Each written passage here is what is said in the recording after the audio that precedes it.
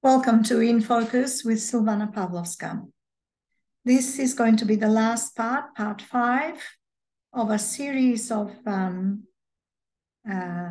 broadcasts which deal with Philip Karabot's paper on aspects of the Hellenization of Greek Macedonia, 1912 to 1959. This paper was published in 2005 as part of the Cambridge Papers in Modern Greek.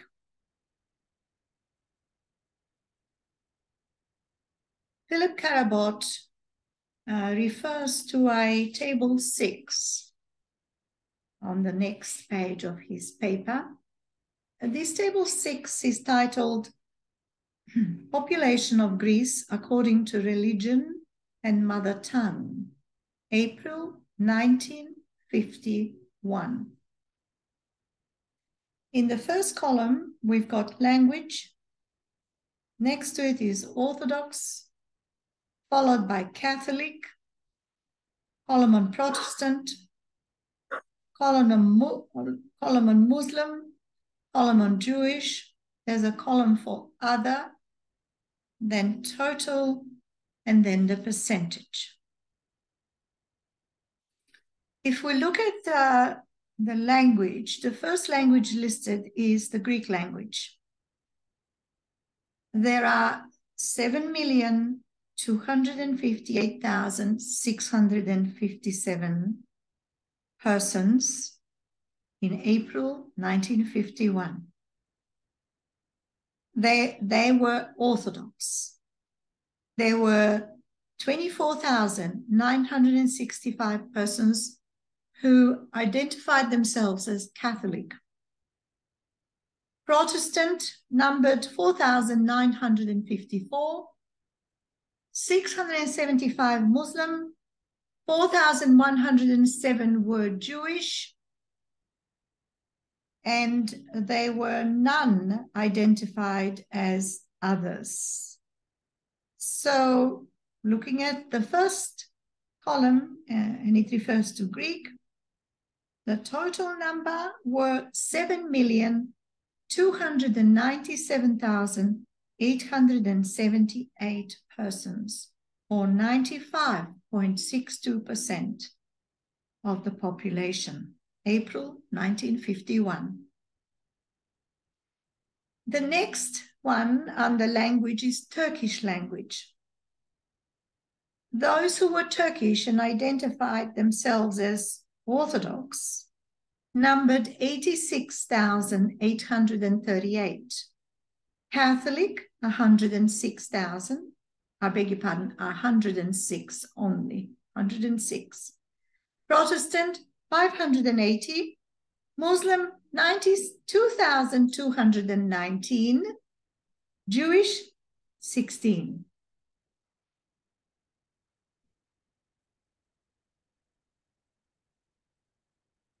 For a total population under the Turkish language of 179,895. I'll just repeat that again. 179,895, or 2.35% of the population. The next one refers to language Slav. They were 40,974,000 under the Orthodox column. So 40,974 identified themselves as Orthodox Slav.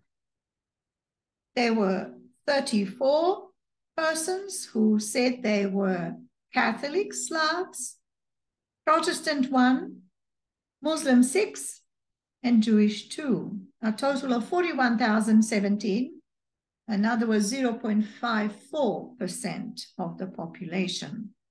Vlach, 39,820 identified as Orthodox, 5 as Catholic, 13 as Protestant, Muslim 4, no Jewish, a total of 39,855, or a 0.52%.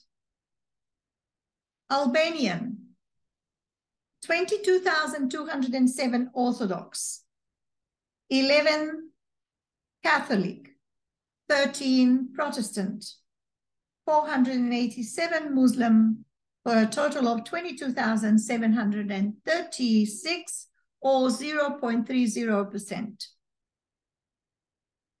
Pomak, P-O-M-A-K, 4 Orthodox, none Catholic, none Protestant, 18,667 identified as Muslim, for a total of 18,671, or 0.24% of the population. Armenian, 7,228 identified as Orthodox, 283 Catholic, 283 Protestant, 4 Muslim, and 10 Jewish, for a total of 8,900, or 0.11%. Ladino, L-A-D-I-N-O, 69 Orthodox, 50 Catholic, none Protestant, none Muslim, Jewish, 1,218, total of 1,339, or 0.01%. And then there's other. Other, there's no figure under Orthodox, Catholic, Protestant, Muslim, Jewish, and other, but in the total section, we have 22,510, or 0.23%. So the total Orthodox, as at April 1951, population in Greece, according to religion and mother tongue, Orthodox, there were 7,472,559. Catholic, 28,430. Protestant, 7,034. Muslim, 112,665. Jewish, 6,325. Other, 5,788. And for a total of 7,632,801. So 97.91% were Orthodox, 0.38 were Catholic, 0.09 were Protestant, 1.47% were Muslim, 0.08 Jewish, and other was 0.07. This is, the source is ESIE 1961. That was Table 6 on population of Greece according to religion and mother tongue, April 1951. We'll turn over the page and see what Philip Karavot has to say in the epilogue. It is, of course, an undisputable fact that the Second World War and the Greek Civil War that followed it were instrumental in bringing to fruition the homogenization of Greek Macedonia, if not of the country as a whole. The percentage of some 110,000 Muslims in Western Thrace, notwithstanding, that was in Table 6, Sephardic Jews, pro-Romanian Vlachs, Albanian Sams, and Slav-speaking in vast numbers perished, emigrated, or were moved out. And yet, in summer of 1959, in at least half a dozen of the remaining Slav-speaking villages of Western Greek Macedonia, the authorities found it necessary to stage pageantries in which those present went through the ritual of public language oaths. As custom decreed in instances where local matters were entwined with affairs of the nation state, following the Sunday church service, villagers would gather at either the village square or the schoolyard, both adorned with Greek flags, and other national emblems, to listen to patriotic speeches by the local representatives and dignitaries of the state, the president of the village council, the village priest, the village school teacher, and the head of the local police station. With their morale raised to a degree comparable with the solemnity of the occasion, villagers were then invited to raise their right hand and repeat after their president. I promise in front of God, men, and the official authorities of the state that I will stop speaking the Slavic idiom which gives reason for misunderstanding to the enemies of our country, the Bulgarians, and that I will speak everywhere and always the official language of our country, Greek, in which the Holy Gospel of Jesus Christ is written. That's what they had to repeat after their president. I want to read this again to you. The villagers were invited to raise their right hand and repeat after their president. I promise in front of God, men, and the official authorities of our state that I will stop speaking the Slavic idiom. Slavic idiom is the Macedonian language, for those of you who are not familiar with that term, which gives reason for misunderstanding to the enemies of our country, the Bulgarians. In those times, the Greeks referred to the Macedonian people as Bulgarian, which was incorrect. That is my comment, by the way. And I'll continue with what else the villagers had to say. And that I will speak everywhere and always the official language of our country, Greek, in which the Holy Gospel of Jesus Christ is written. The similarity in nature and content of such pageantries with those staged in response to the declaration of Macedonian independence in 1991 and 1992 is striking. Both were state-organized and attended. Both aimed at asserting the Greekness of Macedonia. And arguably, both reveal a deep-rooted sense of social or societal insecurity. What is somewhat surprising, says Philip Harabot from King's College London in his paper, Aspects of the Hellenization of Greek Macedonia 1912 to 1915. He says, what is somewhat surprising is that the former occurred at a time when the country's remaining non-Greek Slav-speaking element had been numerically at least rendered insignificant. How are we to account for the 1959 pageantries? Asks the author of this paper.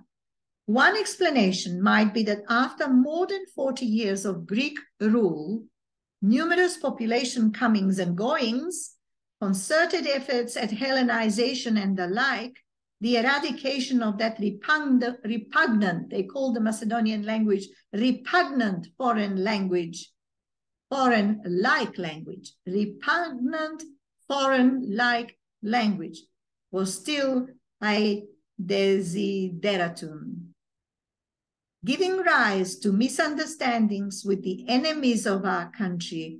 A perception in line with the concept of the enemy from within and without is certainly also an opposite reason, as the following extract from a 1962 speech of the then Minister of Foreign Affairs and Vlach by origin, Evangelos Averov Tosica, shows. And we quote, international recognition of a national minority implies the admission of a foreign territorial claim.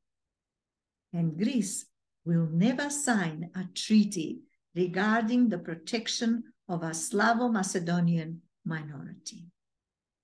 Such a treaty would imply the right of foreign supervision and intervention on Greek territory.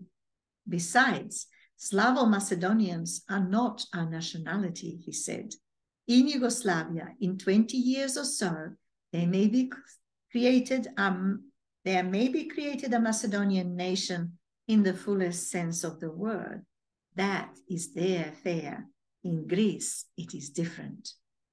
So this minister of foreign affairs and Vlach by origin, whose name is Evangelos Averov Tosica, that is what he said. International recognition of a national minority implies the admission of a foreign territorial claim, and Greece will never sign a treaty regarding the protection of a Slavo-Macedonian minority. Such a treaty would imply the right of foreign supervision and intervention on Greek territory. Besides, Slavo-Macedonians are not a nationality, he said. In Yugoslavia, in 20 years or so, there may be created a Macedonian nation in the fullest sense of the word. That is their affair. In Greece, it is different, he said.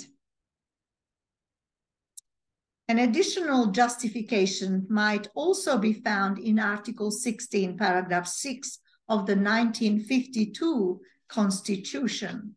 This is the Greek's constitution, which provided that, and I quote, instruction in all primary and secondary schools aims at the ethical and spiritual upbringing and the development of the youth's national consciousness on the basis of the ideological guidelines of Helleno-Christian culture. Either way, the perceptions on and the mechanisms and practices of homogenization, as discussed herein, with particular reference to Greek Macedonia and the region's Slav-speaking citizens, were embedded in the exclusive, though not unique, ethno-cultural type of nationhood that the Greek state has espoused early on, and probably still does. This in light of the fact that the 1982 law, which allowed political refugees of the Civil War period to return, clearly discriminated against former Slav-speaking citizens by excluding individuals of non-Greek ethnic descent. Although Hellenization, at least on an institutional level, never reached the heights of francization, conveniently see Schiffman 1996 chapters 4 to 5, where francization is defined as the process of making French speakers out of speakers of other languages, and or the process of making the territory, institutions, morals, and customs of non-French speaking regions French. 290/N4. C.F. MacDonald, 1982, paragraph 2. So I'll read that sentence again. Although Hellenization, at least on an institutional level, never reached the heights of francization, it was congruent to the invocation of Greek as the face of Greece and of Greekness itself, to the pervasive, at times allure of the concept of the enemy from within and without, and to the equally omnipresent inability, subjective as well as objective, to look beyond the language spoken at home, in the family, and at the church, to that in which the individual thinks, in order to verify one's allegiance to the imperative of ethnic loyalty. In this light, the culture, by and large, oral and familial, of Greek Macedonians Slav-speaking citizens was seen as alien. It carries disfiguring the Greekness of the region, and with their anti-national activities in the 1940s, threatening it with extinction from within. The province's homogenization was intentionally politicized in the context of an age-old discourse on the Slav enemy and the emergence of a radical communist-led peoples as opposed to national movement. It was elevated to a sine qua non as the only means by which the outsider within could either be assimilated by the Greek national community in due course or be compelled to move out and become an insider-outsider without, as the case might be. So you've heard all 5 parts of Philip Karabon from the King's College London, published in 2005 as part of the Cambridge Papers in Modern Greek. I would like to show you there are a number of references and abbreviations provided in the last pages of this paper. In fact, there are 1, 2, 3, 4, 5 pages of references and abbreviations. We've got 5 pages of references and abbreviations. I'm not going to read them to you.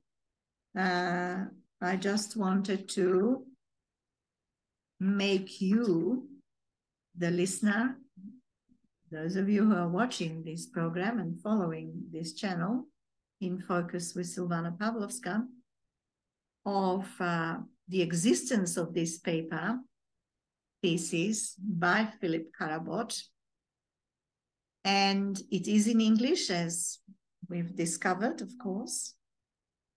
I have read it in full to you with all the details without omitting or adding anything other than perhaps to clarify on occasions certain things, such as the state being the Greek or the languages or the peoples being Macedonian when they refer to them as Slav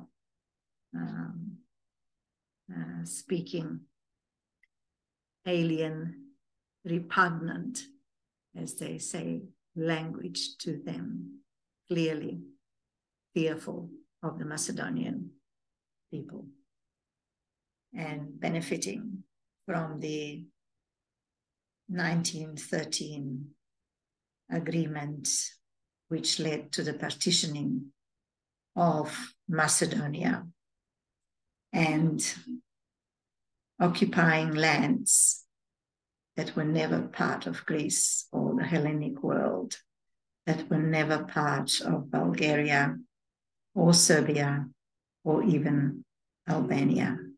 This Bucharest Agreement, 1913 agreement, divided the country and divided its people, its relatives residing in all of Macedonia, that suddenly became part of a foreign country.